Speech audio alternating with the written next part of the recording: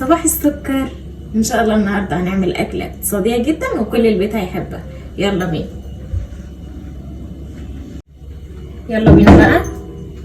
اول حاجه معانا بصلايه، انا عايزه بصلايه صغيره او وسط. البصل انا عايزه البصل يكون مكعبات، مش عايزاه يكون مكعبات كبيره ولا مكعبات صغيره، يعني انا مش عايزاه مفروم في الكب، انا عايزاه مكعبات احس بطعمه. كان في مره واحده ست لسه والده، فصاحبتها راحت تزور، فبتقول لها هو جوزك جابلك ايه هديه الولاده يعني؟ قامت قايله لها ما جابليش حاجه. قامت قايله لها ازاي يعني ما جابلكيش حاجه؟ قامت قايله لها والله ما جابليش حاجه، ما جابليش اي حاجه. قامت قايله لها لا ده انا جوزي جاب لي كذا والمفروض ان هو يجيب لك هديه ولا والكلام ده. طبعا شحنت الست على جوزها.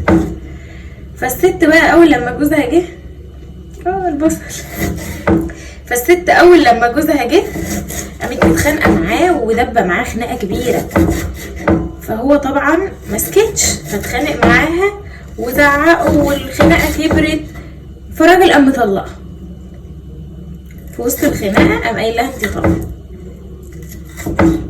اقول لكم على حكايه تانية برضو. كان في مره شاب، فالشاب ده بيشتغل فبيقول له انت مرتبك كام؟ واحد صاحبه بيقول له انت مرتبك كام؟ قام قايل له انا مرتبي كذا.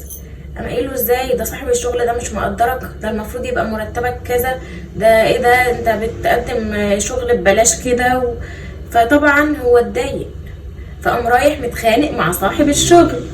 فلما اتخانق مع صاحب الشغل فهو شد مع صاحب الشغل، فصاحب الشغل شد معاه، فطبعا انتهت بان هو رفضه من الشغل.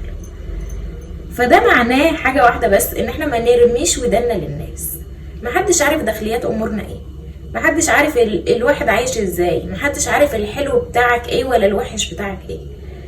ممكن يكون انت عندك حاجات حلوه مش موجوده عند حد تاني، فما نبصش في طبق غيرنا ده اولا، وما نتدخلش في امور حد ده ثانيا، وما نسمعش كلام حد غير القريبين مننا بس اللي هم خايفين على مصلحتنا فعلا.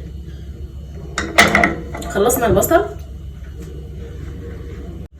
الطاسه بتاعتي انزل بشويه زيت مش قليلين ومش كتار كده بالبصل. انا مش عايزه بصل كتير علشان كميه الفراخ اللي انا هحطها قليله. مش متخيلين احنا هنعمل الاكله دي بنص صدر فرخه بس. هتجيب الصدر اقسمه نصين والنص التاني هقطعه مكعبات او شرايح وهعمله بيه، وهتكفي العيله كلها كمان. خلاص البصل بتاعي دبل.